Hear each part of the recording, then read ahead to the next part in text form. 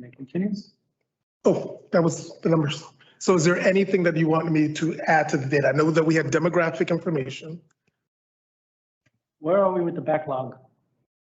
With testing students from previous when we had that backlog with COVID. Yeah. Oh, we're caught up. These numbers are the accurate numbers. Oh, That's wow. what we have. Yeah. One for, oh, yeah, That's why- absolutely. because there is no Oh, absolutely. backlog. No.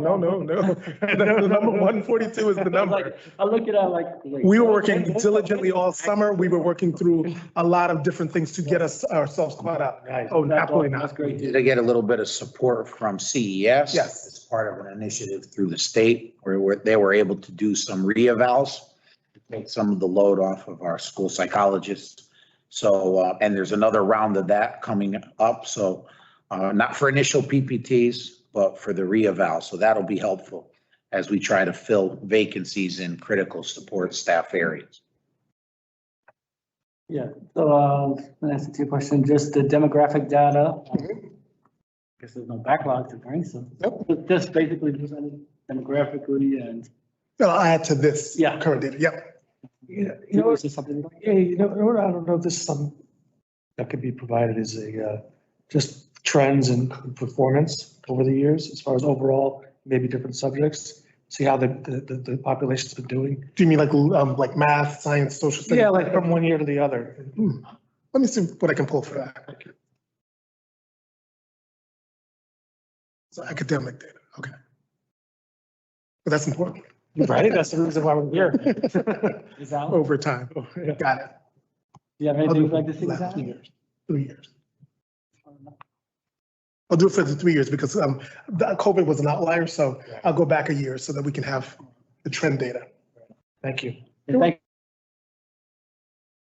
you. Absolutely. Love coming here. Have a great day. Love having you. Okay, next up on the agenda, we have the agenda.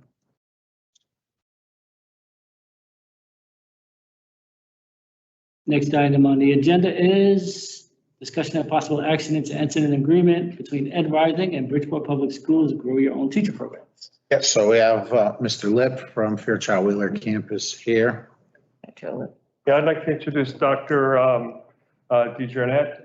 If she could sit over there, I'll start here. I'll just do a quick introduction of what we're doing, and then she can talk to you about the program if that's all right with the board, for the group.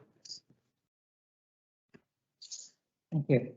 Okay, so Dr. DeJarnette, I'm filling in for Dr. Black. Dr. DeJarnette is going to be talking about this program. This program is going to be offered initially at BMA and at Fairchild Wheeler.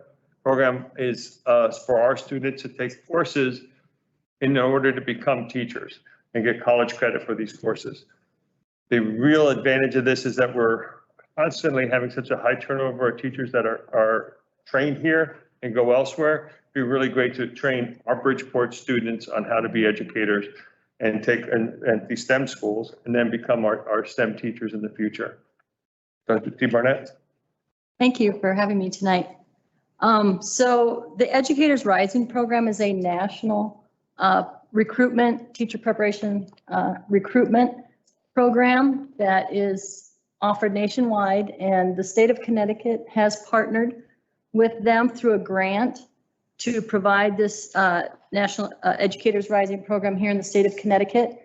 The program, the value of the program is that you can grow your own teachers. So you want to really recruit your high school students who are interested in teaching and give them some experiences in high school through the dual enrollment program, the early college program.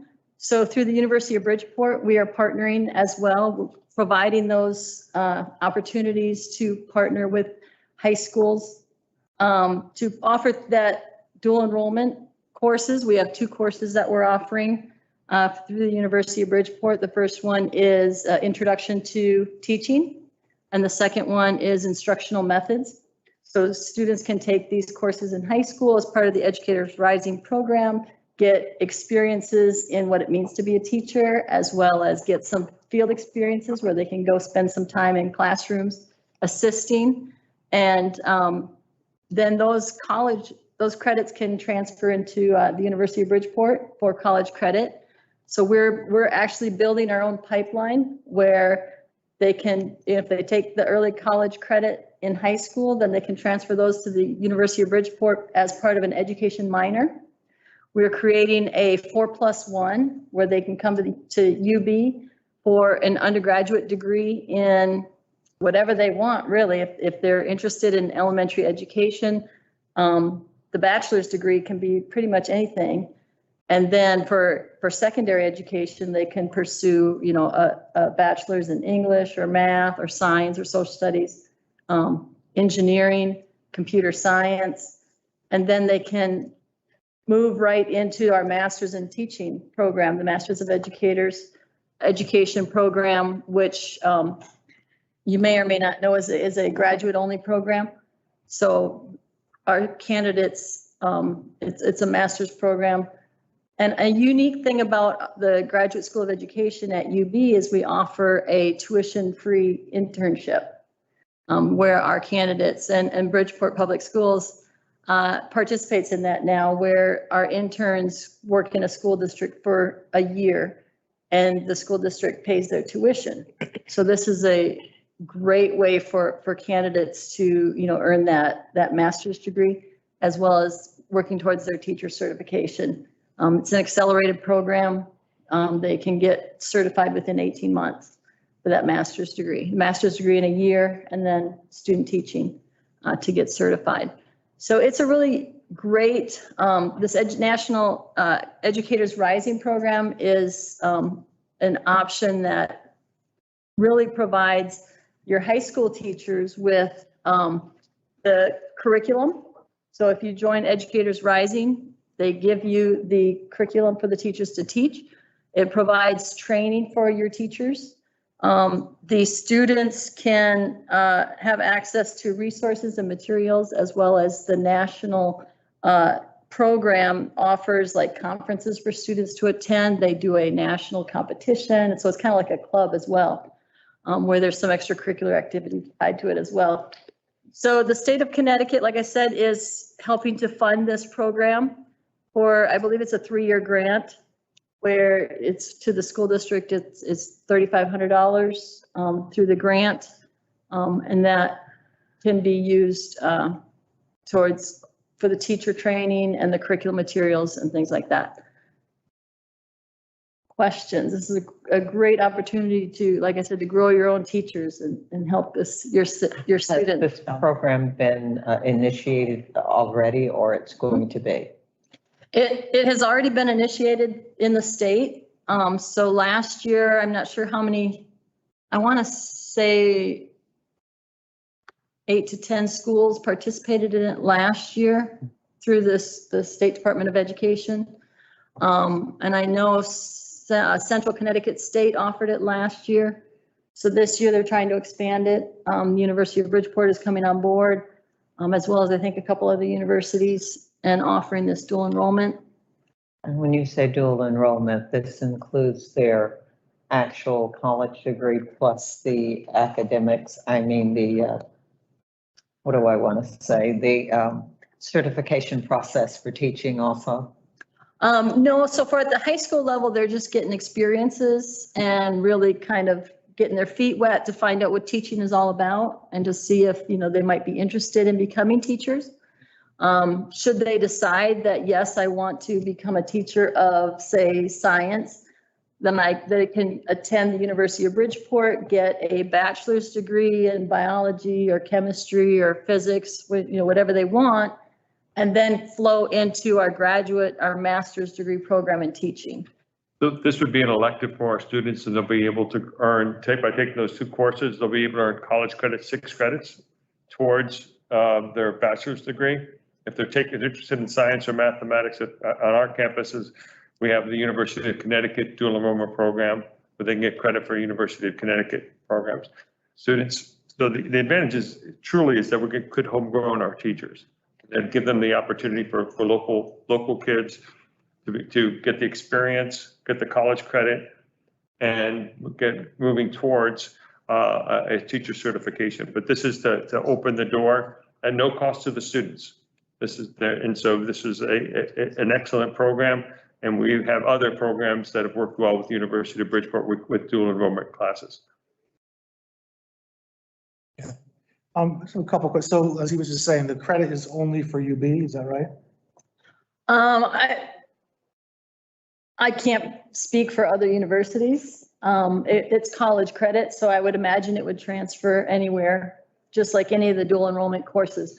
But the University of Bridgeport, we are designing an education minor specifically for, so those credits will automatically transfer right into the education minor for students who are interested in teaching and be part of their bachelor's program. So other courses that the students have taken at University of Bridgeport dual enrollment courses are our course, our mechatronics course, our second programming language, to name a few, have been transferred by other students if they've got a good enough grade. So typically they like to see a B or better if it's not their university. University of Connecticut for their courses take a C for their courses, but for other than their own course, they want to see a B or better. So it would be accepted then? Yes, sir, it would be. And to my knowledge, every student who has gotten University of Bridgeport credits through dual enrollment has received credit for those for the colleges that they've gone to. Thank you. To my knowledge. My other question, so this is for elementary teaching?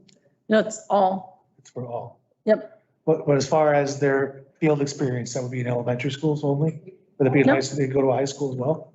That will be up to the teacher and to organize those field experiences with their students Might at be the a high school little level. tougher for a high school student to go to a high school, Although they could do some tutoring and some right. assisting that way.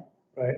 And so the course that, like you said, is taught by our teachers, they're trained how to do it? Yep. Okay, And through Educators Rising, they receive either in person or they also have virtual training as well for the courses that are offered. I'd like to ask a question.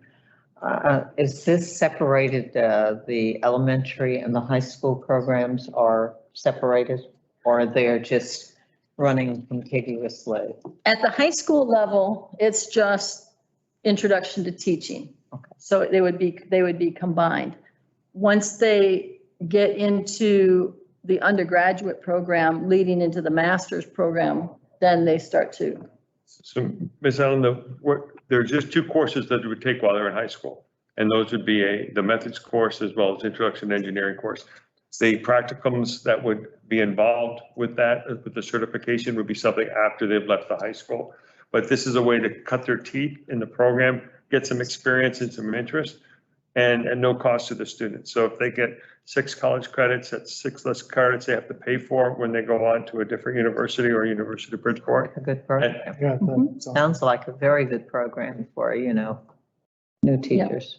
I think there's some cost, but the cost, if you look at what the cost it is to train a teacher and have them here for a year or two, and then to go to some other school district because they want to go back to where they grew up, it's crazy. So we really ought to do it so we can make our kids be good educators. And I think this is an excellent option. Okay, so the prerequisite would be that they'd have to stay in the city of Bridgeport? Nope. No, Oh, okay. Thanks. But I think I'm projecting that students that are from the city would more likely want to stay and work in the city, especially or go to the school that they went to. I think that is pretty common. And I think that if we get 2 students a year, the thing pays for itself. Or even 1 student would pay for itself with the amount of money we invest in our training and hiring new teachers. how much is the investment 35 per school. per school, that's for 2 teachers? It's for 1 teacher per school for 3 years, sir.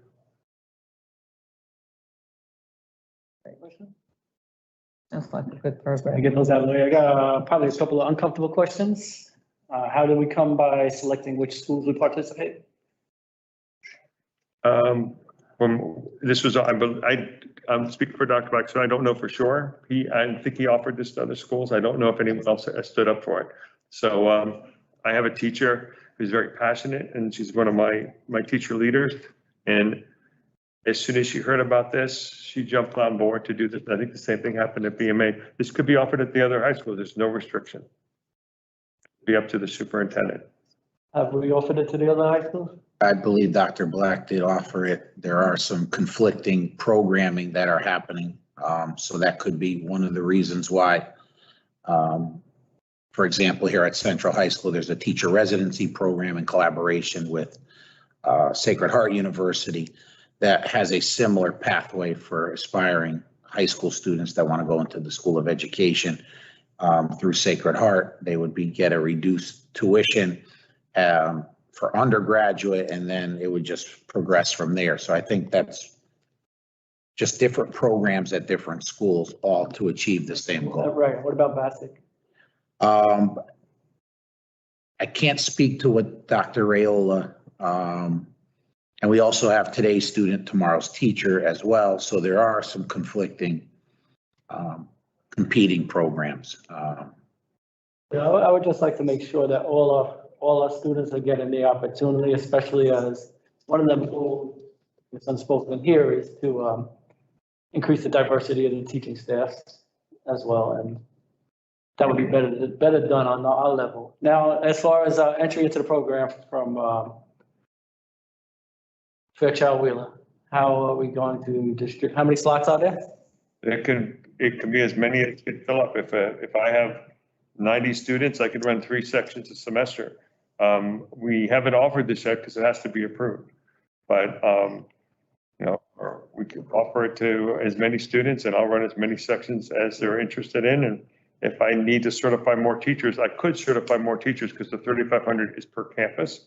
So, but I imagine this would be one teacher will teach one course one semester, and a second course another semester. And if it's not too much out of, trying to figure out how to phrase it, to be deliberate in our selection, so it's weighted in the same manner as the enrollment is weighted at Fairchild Wheeler between in-district and out-of-district students?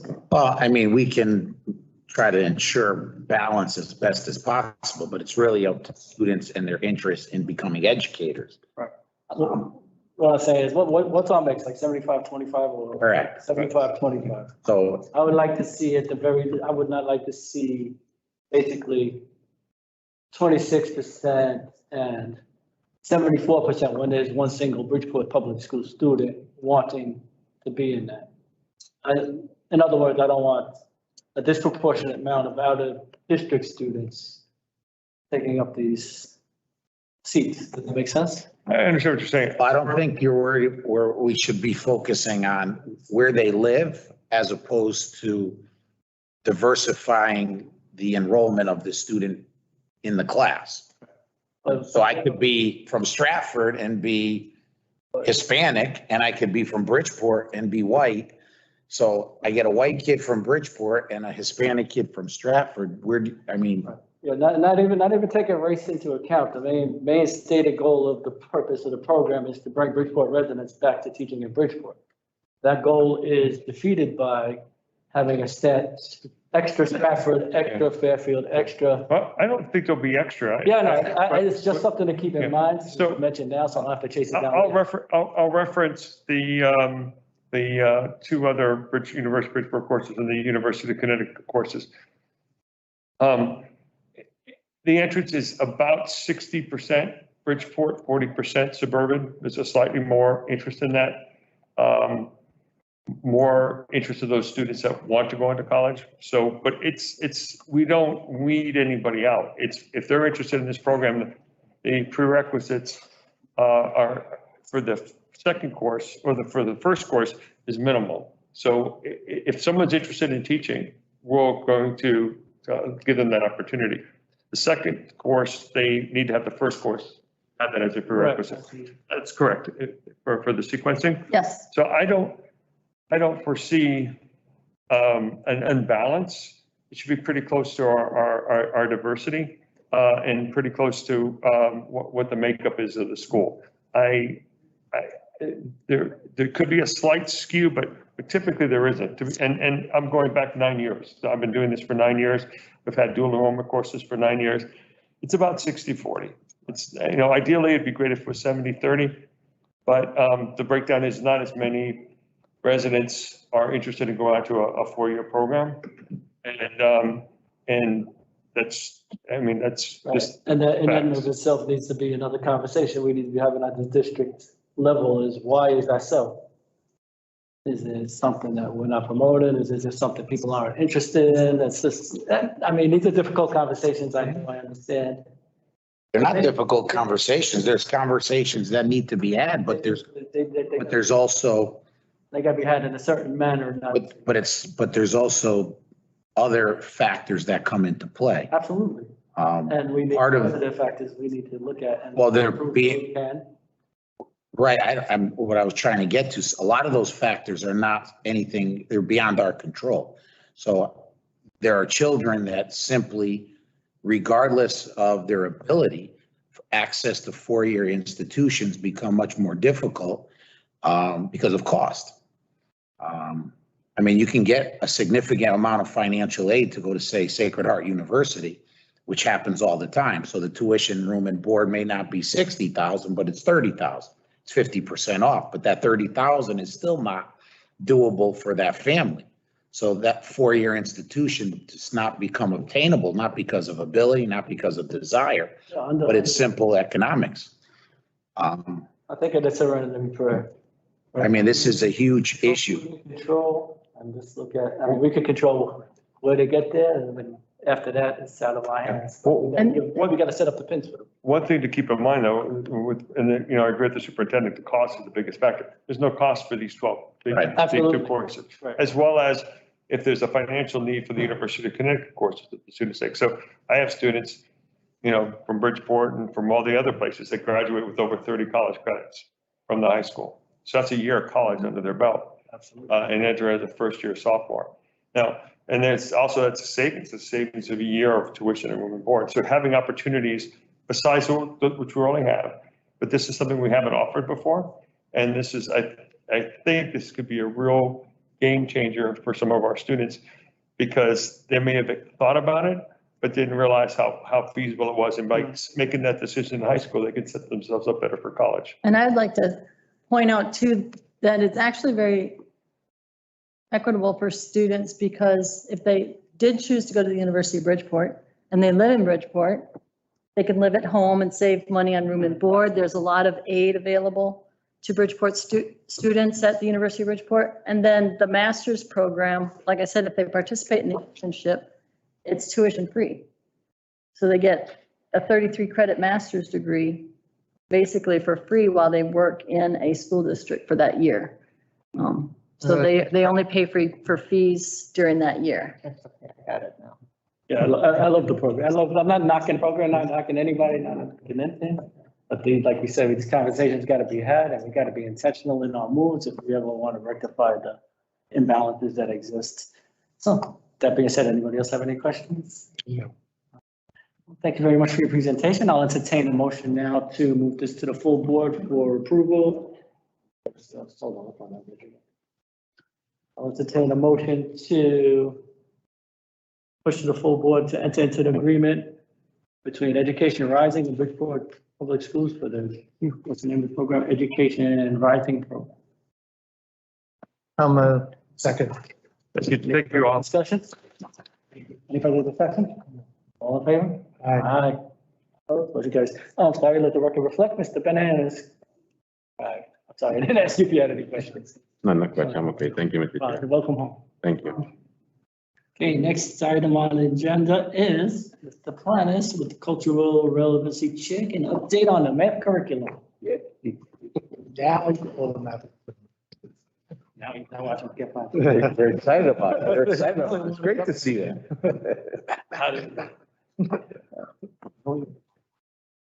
Take it away when you're ready, Mr. Take it away. So tonight I wanted to answer the basic three questions that I was asked from the board. Number one, where are we at according to our data? Number two, what are some of the curricular changes to get us back on track to accelerate learning? And number three, how does the Into Math and the Into AGA program fare in terms of cultural relevance, and I will say cultural responsiveness, is the new word. I will be brief, even though I included a lot of information. Just for yourself.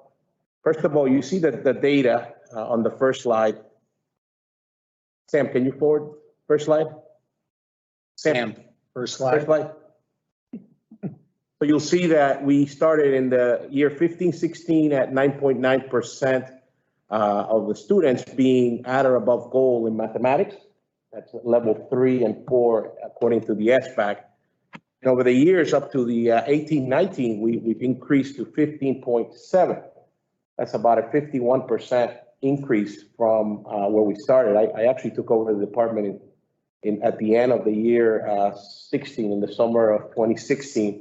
You've noticed all the wonderful work that we've done together during that time. Obviously, the year 1920, we didn't have an assessment, so I kept it blank. But now last year, for the 2021, from grades 3 through 8, we're a little bit lower than where we started, which means we have a lot of work to do. We have a lot of work to do to get back to where we are.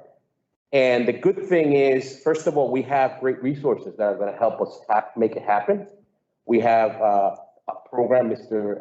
Testani, his vision, he has, enabled us to wanted to have a program, from K-8.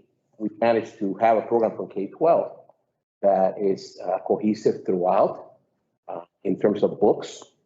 We haven't changed books in grades 3 through 5 since 2012. So can you imagine, with Common Core and the different changes, we haven't made those changes, and we've had to make curricular changes, patches, I say, in order for us to get to where we are. Next slide. So here's also part of our discussion as a cabinet. We wanted to have in the summer, in order to start this acceleration, we wanted to have, as part of the reading success program, we want to have a mathematics component. And what you see here is some of the data that just those 18 days of instruction and very focused instruction, utilizing manipulative small classes, 16 in each class, 1 hour per day dedicated for math, the use of the Moby Max program, what that yield. So you notice that, for example, in kindergarten, the average student, when they took the pretest, was at a first grade level, which is good, because that's what we want them to be. And after those 18 days, the average, according to Moby Max, was 4 months of instruction increase, 1.4. And you could see from looking at that same data, you see first grade, second grade, and third grade, and the average growth was about 5 months growth in that small amount of time. I would love to see the scale score. Unfortunately, there is no scale score in this program, but we would have seen some comparable data that just 18 days of instruction would have helped us in moving students forward.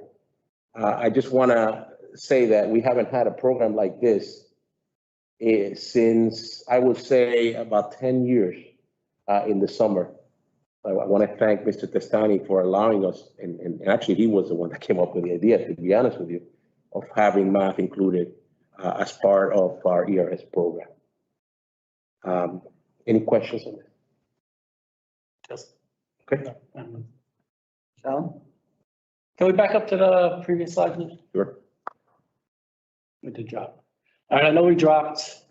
I know all the district drops. How does our drop compare with our Dirge and surrounding districts? About the same. Yeah, about the same. It's comparable. It's comparable.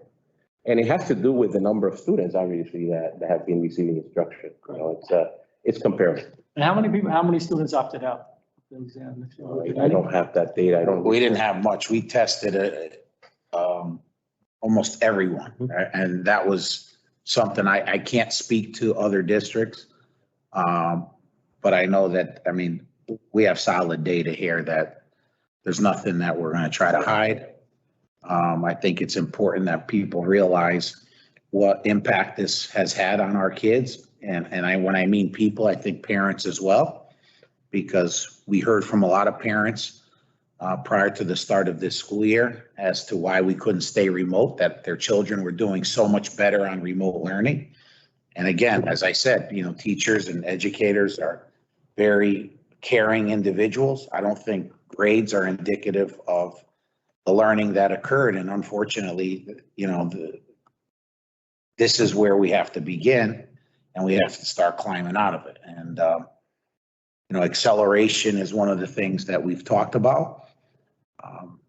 But it's also, it takes everyone here in the district to push that, as, we had that conversation started to prior to the meeting beginning. So we are going in and we're, looking into classrooms, seeing type of learning is happening in our classrooms, and what opportunities that we need to seize in order to push kids and move them forward. We talk as an executive team a lot about what acceleration means and what that looks like. Even though kids are behind, there's still a need to get them exposed to the curriculum at grade level to make sure that they have that exposure. Let's be honest, we all went to school. We didn't master all the concepts of everything that we learned in school, but we were exposed. And mastery of whatever concept students get to master, but the exposure is important. So we are going to continue to fight and we're going to continue to move forward. Not to put you on the spot or anything, how do we raise the bar, so to speak, and how long is it going to take to get us back to where we were? Is it going to be a multi-year process? Do you think we can bridge the gap relatively? Well, I mean, obviously, if I could predict the future, I'll be very rich right now. But to be honest with you, I have goals, in terms of where we want to achieve. When we look the HMH growth measure data that we do at the beginning of the year, the data shows that about 80% of our students are below level. And so right now, so my goal is to start upping that, increasing that by 10%.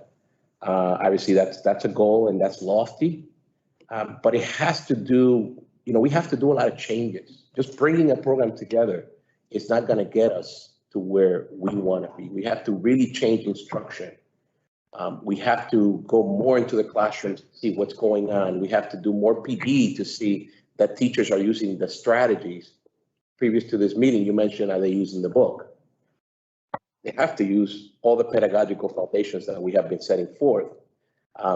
Yeah, we have great books, we have great resources, but if they're not used effectively, this data will stay very constant.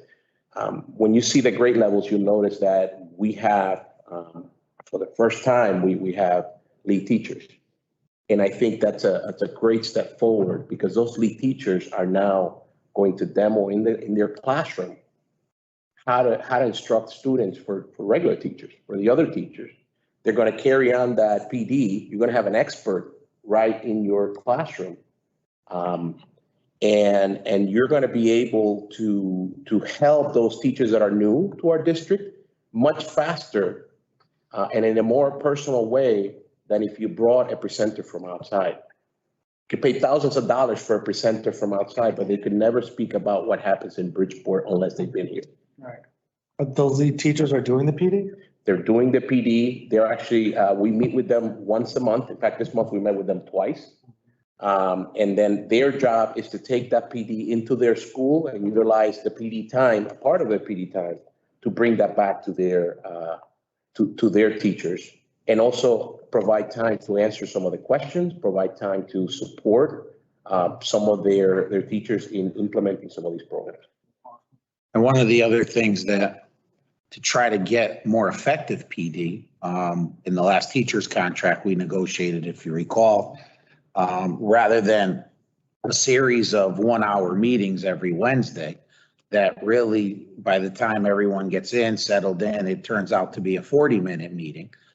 We have a 2-hour block every month of continuous professional development that is school-based. Then we also incorporated our 2 hours of school improvement. So now you have 2 chunks of 2-hour blocks or 4 hours of professional development every month for teachers. And the creation this year, through some of the federal dollars of having stipending these lead teachers is critical, especially when you have new teachers, almost 200 of them, having somebody to lean on within the building on a daily basis for that added layer of support to hopefully retain these folks so that they do continue to work hard and stay in the classroom. I think one of the parts that we're going to have to look at is, the number of new students into the district. So last year, this is our number. Now we're gonna have to compare those students that remained with us this year. Good, bad, or indifferent, I think it's the only way to compare because we do have a lot of kids new to the district from outside of the state and from other countries. And maybe kind of tease out that data. And then the following year, do another comparison of everyone and then break it down. So I think that data warehouse that we talked about, that we approved, is going to be helpful to be able to run reports and really get more granular on how we look at the scores. Because we may be moving kids forward. I know we talked about this in some of the different schools. And some of the principals have clear-cut data to show that kids that start in kindergarten and go all the way through make significant gains. But the transiency of some of the population in and out of the school is what may not always reflect and, make the school look as if they're not making the growth. So I think that's why it's important that we have a place where we can store our information, be able to break it down and provide you guys with accurate reports that really show more consistent comparisons when we look at numbers. Yeah, the reason I asked for that about the timeline and about raising the bar is because mathematics is the strongest one that needs building stepping stones to each level. So this year we're going to be catching up for last year, and then it's going to trickle into next year, and it's going to have a cascading effect throughout the years, I'm assuming, unless we could accelerate and catch up. Yeah. Well, as you could see in the summer data, an hour a day Right. done right Mhm. accelerates kids 4 to 5 months in 18 days. We're hoping again this summer to capture another 800 to 1,000 kids, if not more. And in some of our after-school extended day programs, we're doing some of the same stuff. So if we can try to reach all our kids, as he mentioned, the data starts in 3rd grade with SBAC scores. So we do have 3rd graders this year that lost out on a third of 1st grade and possibly the entire 2nd grade year. So we're going to be focusing on that group throughout the school year prior to testing. Awesome. Okay. Any question over there? No, just that you were back to what we were talking about with professional development. You were saying more of it, but do more than what's already scheduled? No, I was saying that we want very purposeful professional development. Okay. We want to target the needs of individual teachers, where if we hire a company to do that, it's just a package that they're delivering. There's no differentiation in terms of what they're going to be delivering. Okay.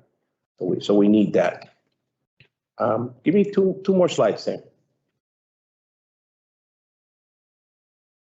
So these are the focus areas for math for 2021. And by the way, we are, I kind of took a sidestep because as we know, math is important, but the development of reading skills impacts every single area. So, it took a lot of arm twisting, and all of you know me very well. I'm very passionate about this area.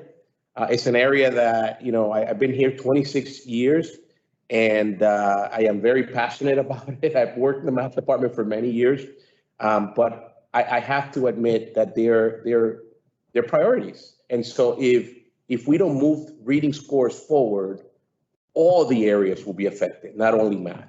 But we still got to continue pushing the math, obviously. And so the Hill for Literacy is doing an amazing job in bringing skills that could be used in mathematics as well as in other areas.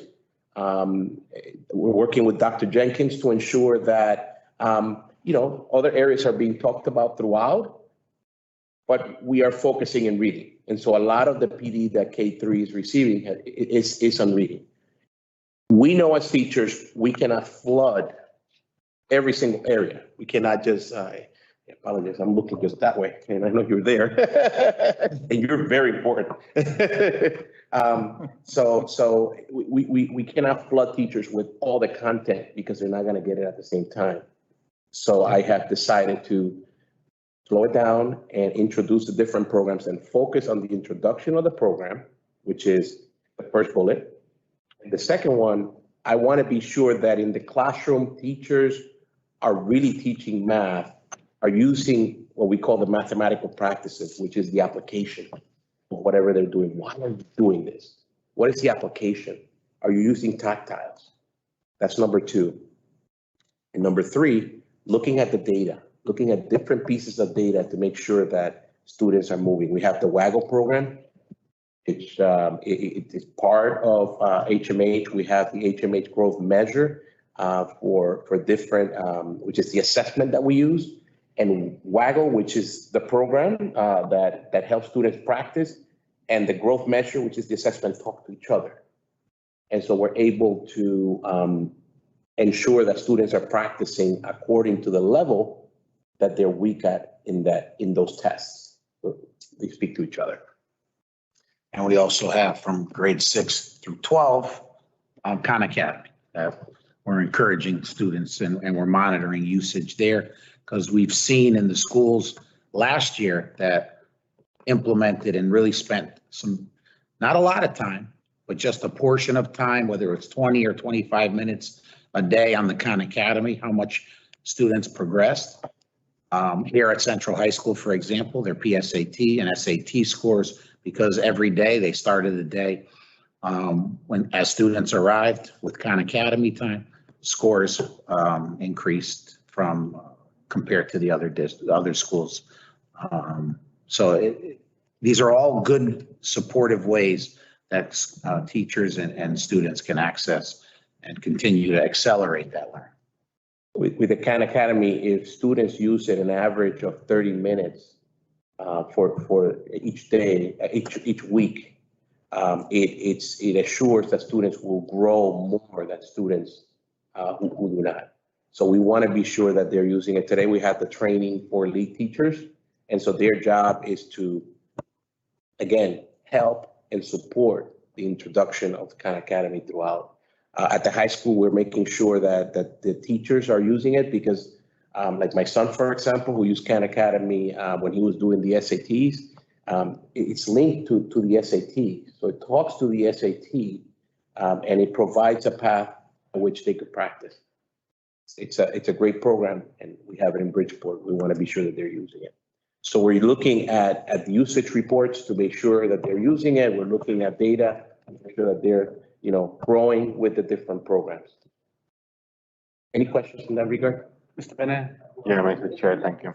Mr. Plano, when you showed the 1920, you don't have no percent because I know it was remote. The teachers, they don't send you back information about the math, how the kids was doing it. No SBAC in the state that year.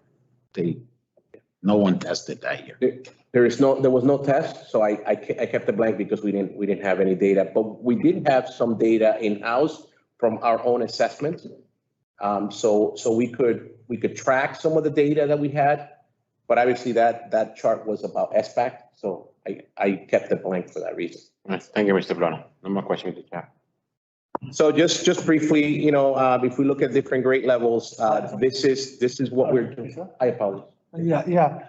So like with SBAC or even SAT, are you seeing a movement more toward concept and less specific skills in math, or is it still? It's a great question. So Common Core is based on 3 pieces. It's based on computation. It's based on problem solving, and it's based on concept. So the blend of the 3, the better you blend of the 3, the better that student becomes a better mathematician. Right. So if you ask me about it, I would love to see a teacher, even I taught algebra, that scaffolds algebra through the concept first, developing the concepts through manipulatives, algebra blocks, brings it to life in terms of a representation, picture, and then uses the abstract, which is, here's the algebra. So I just have this thought that the tests haven't caught up with the times. I think that things are moving more toward concept and even less toward computation. By that I mean, because we can do it all like this, I mean, you have to know how to use the device. Yep. So that's the concept and so forth.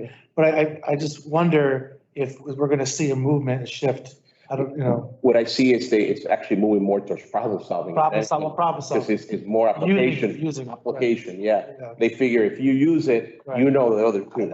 You're absolutely right. That's really what I mean is those two together. Yeah, yeah. That's the problem, but the less the actual computation and so forth. But the SBAC and the SBAC specifically, not the SAT as much, the SBAC specifically, it's really blending three. Yeah. Blending the three because they really want to portray how the student is in those three areas. Yeah. So, but the SAT, you're right, it's more about the actual application. Right. So everything is about Right. problem solving.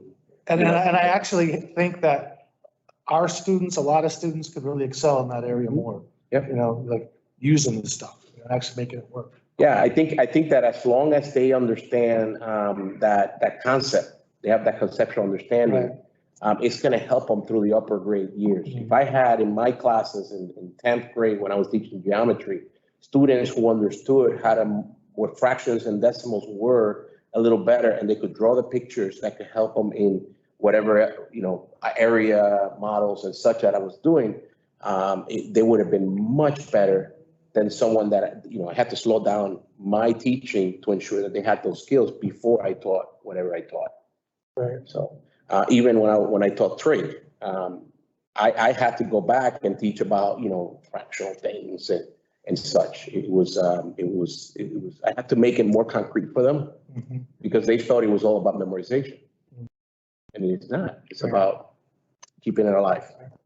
All right, so I just put down the different grade levels and the different things that we're doing. And in a nutshell, we're implementing the Into Math program. We're updating the curriculum to ensure that our curricular units are aligned with the path of the book, not that the book is the sole provider of the knowledge, but that we have measures throughout so that we could gauge where our students are at. And also, we have provided manipulative kits for the first time in many years for students to use. Can you imagine? We haven't had a purchase of manipulatives in many years. And obviously Waggle for grades 2 through 5, for grades 2 to 6, for grades 6 through 8. I will say for grades 7 through 12, we actually purchased graphing calculators for our students. This is an amazing tool when they take the SAT, and a lot of our students did not have that knowledge of how to use it.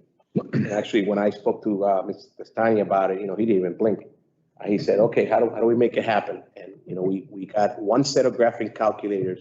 He's not paying me for this, by the way. One set of graphing calculators for each teacher in our district. And we're working on special education next, and we're working on ensuring that everyone has exposure to this. Also, the training that comes with it, we have had for our teachers.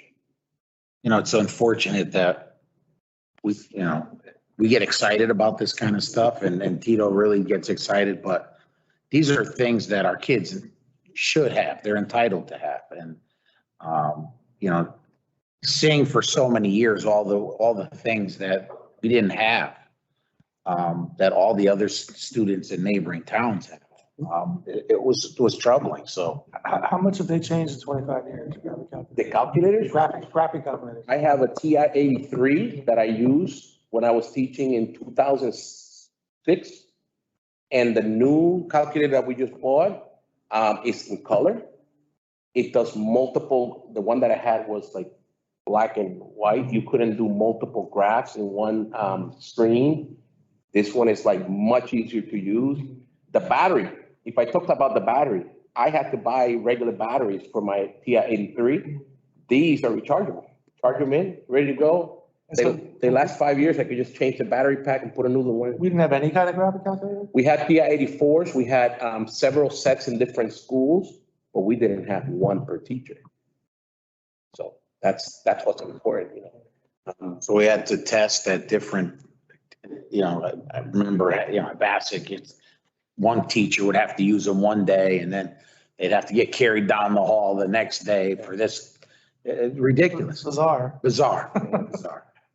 I remember when I started in the math department, part of our budget was to buy batteries for our teachers because they used to use them all the time and they will go dead. So they buy them themselves. It's a great thing because first of all, now they could take that to the SAT and use it. But more than that, when they go to college, they know how to use this tool. It's second nature to them. Again, the high school, I spoke about many of these things already. One of the things that we're doing is we are updating the upper level classes. We started with algebra, geometry, algebra 2. We purchased the into AGA program, but we're also updating the statistics and calculus curricula this year. That curricula has not been updated in many, many years. And we're actually purchasing, we're purchasing new books for statistics. We already purchased books for the calculus classes that we have. We also received a grant from a private donor, and this grant is going to help us in, training of teacher leaders, specifically in buying things that they might need. Even though we have the money, it's always nice. We bought T-shirts. So let's say math department, it brings them together, it creates that camaraderie. We are going to ensure that they have content training in the content standards, content focused coaching strategies. So when you're speaking to someone, one of your colleagues, you know the questions to ask, you know how to make them feel in such a way so that they're open and they could talk to you. And also we want to train them in SEL in the mathematical classroom. That's big because if you're using manipulatives and you want to use manipulatives, you have to know how to make cooperative learning groups and you have to know how to run the groups. And that's a big deal. That's a big deal specifically coming back from COVID because some of the students don't have the pre-skills for that. The grant is also going to cover a math meet and also going to expand it to 5th and 6th grade. And that 5th and 6th grade level is going to be digital. It's going to be on the computer. And instead of just choosing 3 students from each of the grade levels, we could do it at the classroom level. So we're kind of, this grant's going to help us pilot that to see if we could, if it's worth to pay for it at the district level. And last but not least, we're creating some virtual math workshops for parents so that they also learn some of the strategies and they play with the different things that we are utilizing in the classroom. Questions? Yes, as far as the parental portion, what grade is that going to cover? I don't know yet. I wanted to focus in the lower grades, K3, just because those are the parents at first that really are, it's easier to train them, to be honest with you. And secondly, I think that, we have to start somewhere. Right. So, K3 is a good way of developing that foundation and then expanding from there. Well, full disclosure, I'm asking because I'm being very selfish right now because he's in the 8th grade right now. And although I'm being selfish, I'm sure I'm not the only parent in this situation whose mathematical skills have atrophied over the years. And he's now learning, he's now getting to the point where I'm getting lost and I can't help him. Right. And is there going to be any kind of implementation of programs for maybe people such as myself? We could make something happen. Well, not just for me. I'm doing it for you. I'm sure I'm not the only one, but I'm the only one with a voice at the table. Well, the nice thing is, and I think Tito can probably agree, that a lot of our PD for teachers is available online. Yep. And those are available to the public as well to take a look at and see if that could be helpful. So anything that our teachers receive, parents that are, willing to sit through a PD session has that opportunity as well. No, one of the pluses of Khan Academy is the videos. Right. And so I think that taking parents through those videos and showing them how to get keywords so that they could locate the information, it's worth millions. Yeah. Because now you can see a video, how do you do it? And then you could sort of sound. I think as I get older, I'm a little more frustrated now. I mean, we just, it's recursive rule, and it's like, Yeah. what the heck is that? I got so lost. All right, sorry. My son is doing matrices in college and he couldn't find a tutor, so guess who is tutoring him?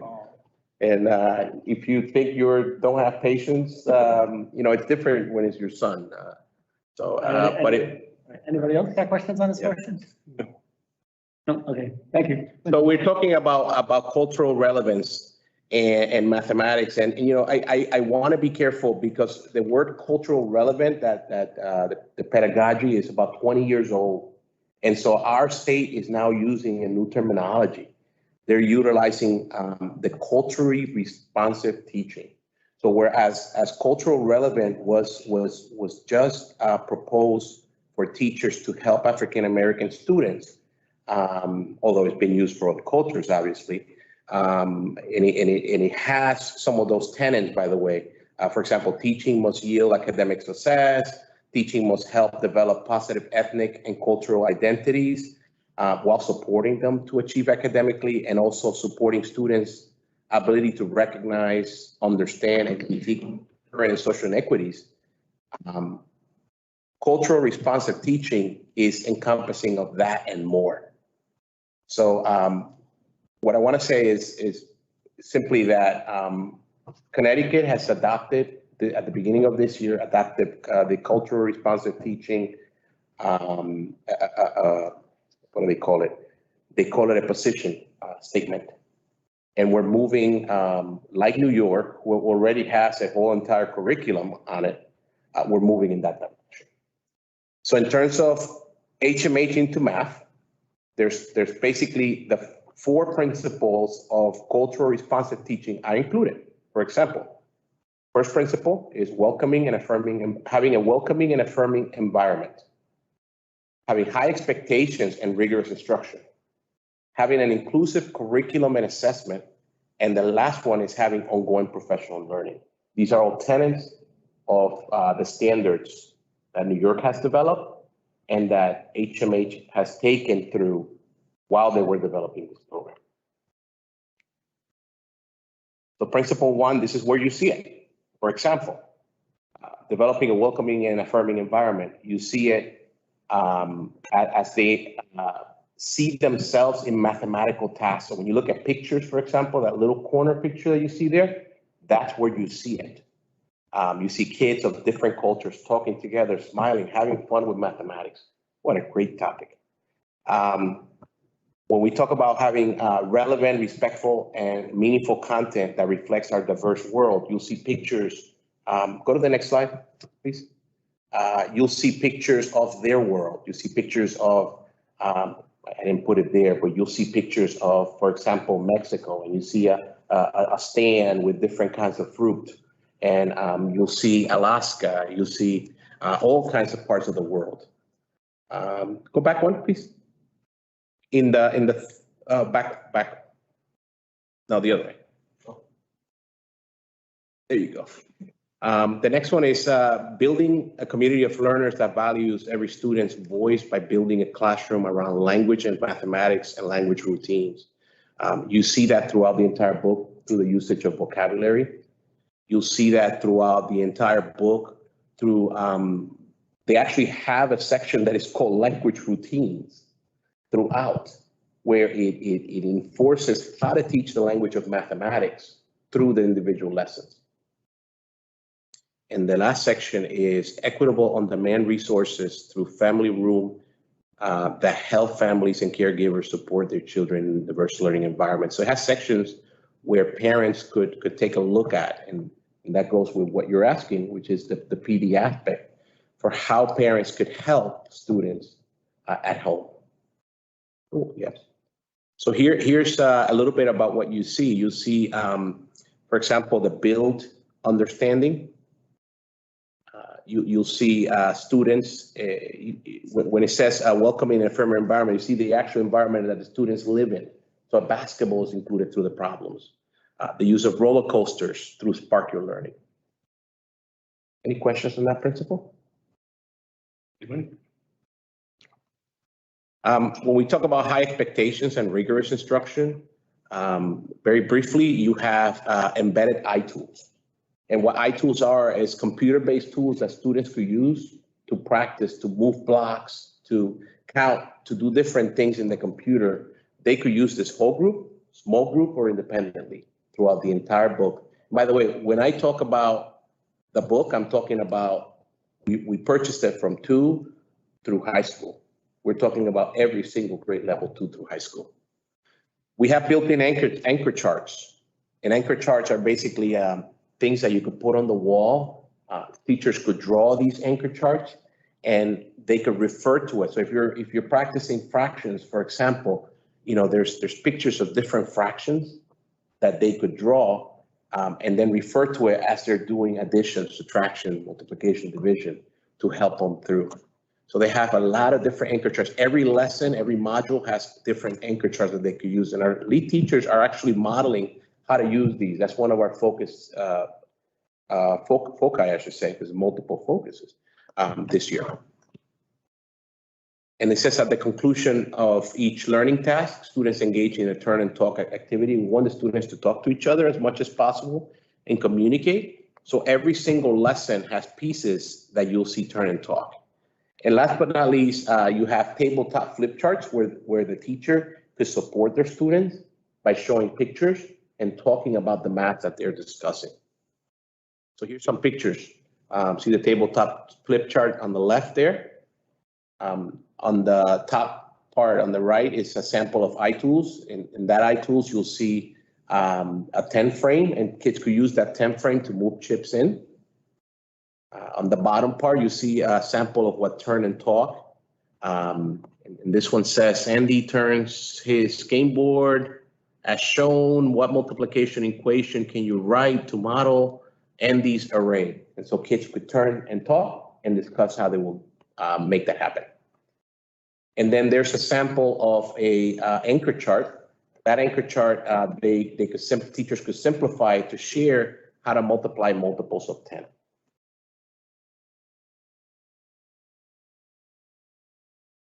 Any questions so far? No? Principle 3, an inclusive classroom. Again, you saw spark your learning. We want to make sure that we start lessons with the why. Why are we doing this, right?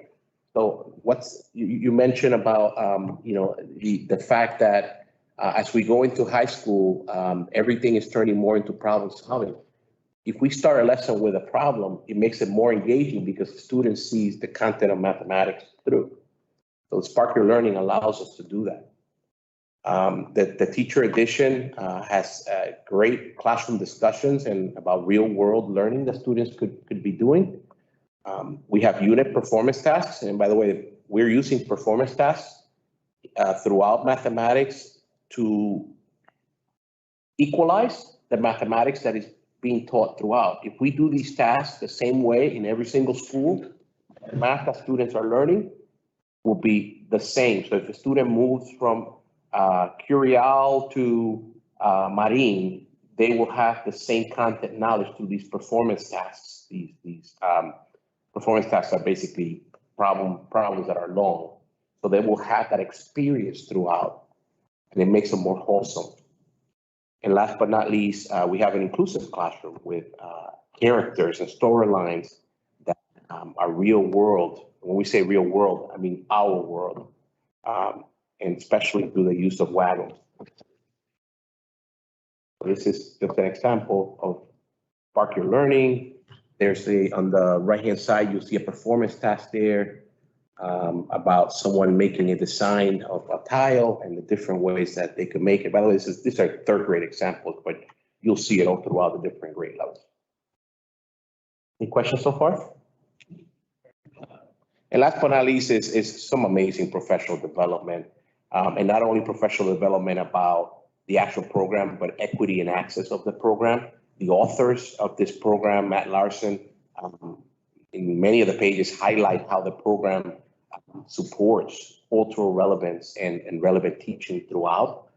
He actually has some bullet points on how we can make that happen through the classroom that the teachers are exposed to. We have a lot of references throughout the planning and pacing guides that include things that deal with equity and social and emotional learning. about how we should, set up our classroom, how we should set up our groups. What are some strategies that we could use to make math more meaningful when they're working in groups?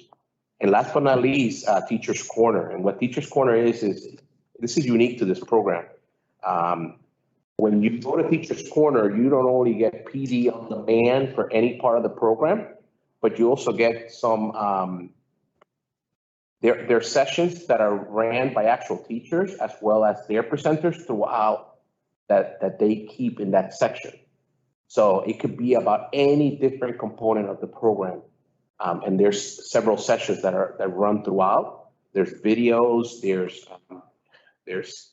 everything you could ever imagine, like an encyclopedia of how to use the program right there in Teachers Corner. It is phenomenal.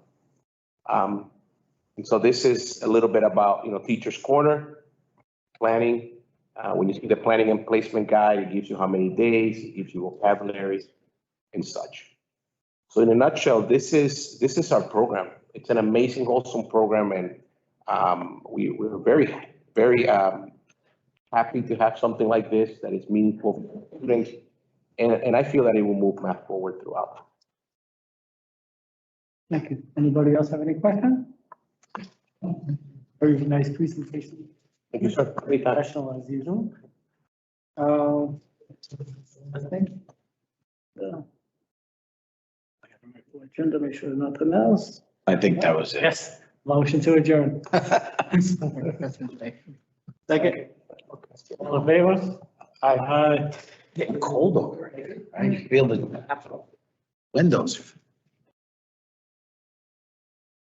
Yeah, this program won't grow.